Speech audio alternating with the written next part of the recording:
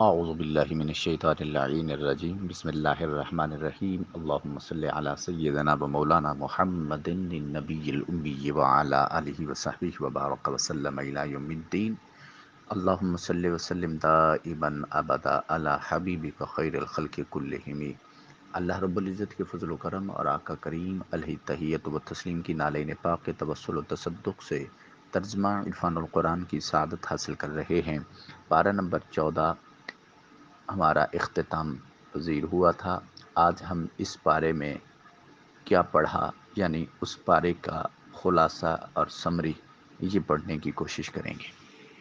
پارہ نمبر 14 کے میں دو صورتیں ہیں، سورہ الحجر اور سورہ النحل، دونوں صورتیں مکمل ہیں۔ سورہ الحجر میں 4 باتیں ہوئی ہیں۔ نمبر 1، کفار کی آرزو۔ کیا آخرت میں جب کفار مسلمانوں کو مزے میں اور خود کو عذاب میں دیکھیں گے تو تمنا کریں گے کہ کاش وہ بھی مسلمان ہو جاتے۔ سورہ الحجر میں موجود 4 باتوں میں سے دوسری بات قرآن کی حفاظت۔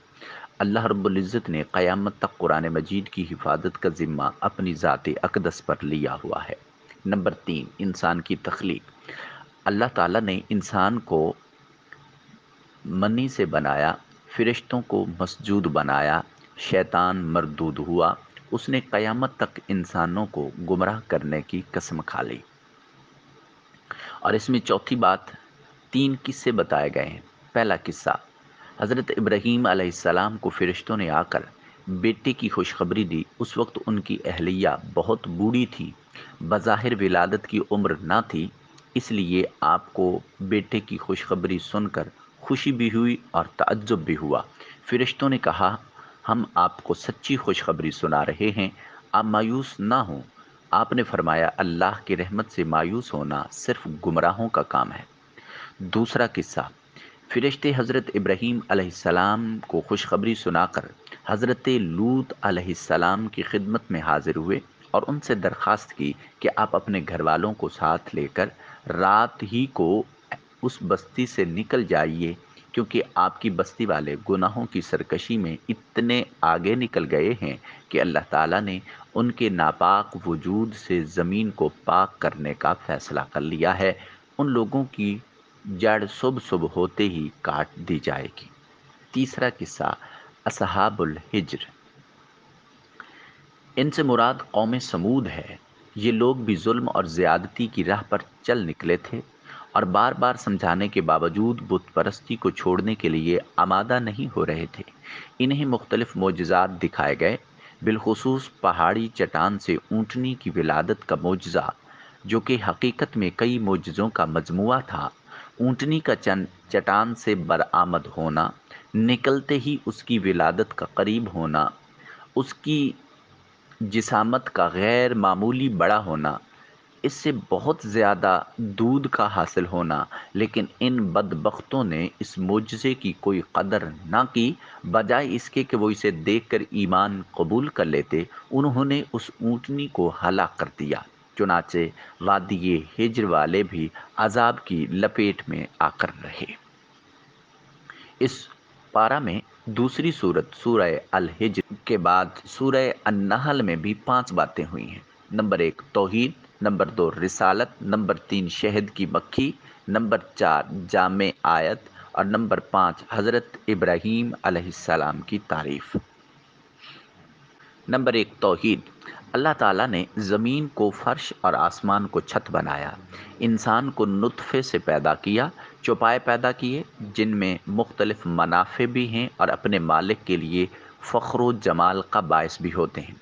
گھوڑے، خچر اور گدھے پیدا کیے جو بار برداری کے کام آتے ہیں اور ان میں رونق اور زینت بھی ہوتی ہے۔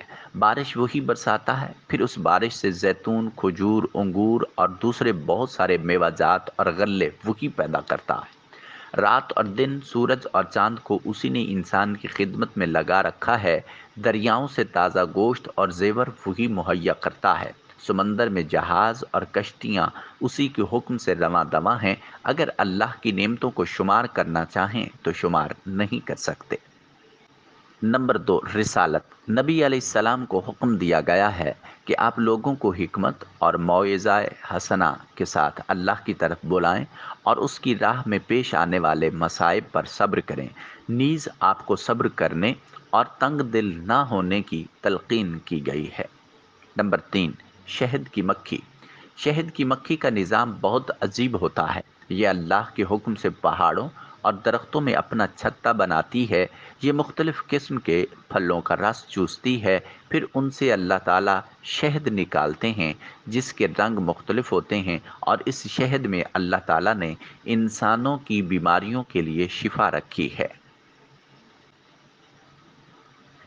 چوتھی بات، جامع آیت۔ اس صورت کی آیت نمبر 90 میں 3 باتوں کا حکم دیا گیا ہے اور 3 باتوں سے منع کیا گیا ہے۔ عبادات اور معاملات میں عدل، ہر ایک کے ساتھ اچھا سلوک اور قرابت داروں کے ساتھ تعاون کرنے کا حکم دیا گیا ہے، اور واضح برائی، منع کردہ کاموں اور ظلم کرنے سے روک دیا گیا ہے۔ نمبر 5، حضرت ابراہیم علیہ السلام کی تعریف۔ حضرت ابراہیم علیہ السلام زندگی بھر توحید خالص پر جمے رہے۔ حضور نبی اکرم صلی اللہ تعالی علیہ وآلہ وسلم کو ان کی ملت کی اتباع کا حکم دیا گیا ہے۔ الحمدللہ ثم الحمدللہ، الحمدللہ رب العالمین، والصلاة والسلام علی سید الانبیاء والمرسلین۔ اللہ رب العزت کے فضل اور آقا کریم علیہ تحیت و تسلیم کی نظر رحمت اور عطا سے آج ہم نے قرآن مجید کے 14 پارے مکمل کر لیے ہیں۔ اللہ پاک احکام قرآنی کو سمجھنے، اس پر عمل کرنے، دوسروں تک پہنچانے کی توفیق مرحمت فرمائے۔ اللہ رب العزت آپ کو ہمیشہ شاد کام رکھے، اس لیے کہ رسول اللہ صلی اللہ تعالی علیہ وآلہ وسلم نے ارشاد فرمایا، خیرکم من تعلم القرآن وعلمہ، تم میں سے بہترین وہ ہے جو خود قرآن سیکھ کر دوسروں کو سکھاتا ہے۔ تو تم قرآن مجید سیکھنے میں مصروف ہیں۔ اللہ پاک آپ کی اس کاوش کو اپنی بارگاہ میں شرف قبولیت نصیب فرمائے، اسی کے توسل سے اپنی بارگاہ کی قربت خاص اور معرفت کے پردوں میں اور معرفت کے درجات میں بلندی اور رفت نصیب فرمائے۔ پروردگار عالم ظاہری آنکھ کی بینائیوں کے ساتھ ساتھ باطنی اور شعور اور دل کی بینائی نصیب فرمائے۔